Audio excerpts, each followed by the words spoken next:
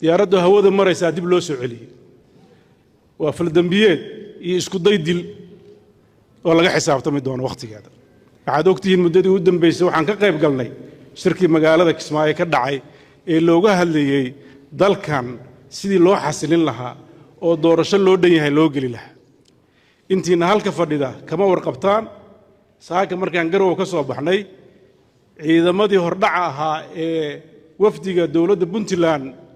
xamar uga qayb gal lahaa shirka lagu igmaday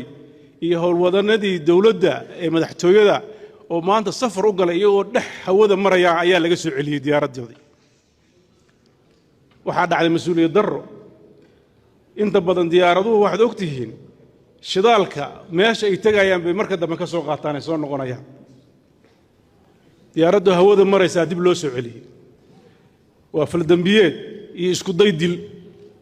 oo laga xisaabtami doono waqtigeeda laakiin inaan Soomaaliya xaaladeeda ka hadalno oo meel walba u tagno uga baaqsan mayno cabsi gelin waxaan inii sheegayaa Puntland iyo dadkeedu war dhow ayay wararkaas iyo wixii naga gudban ka soo sheegi doonaan laakiin intana waa hordhac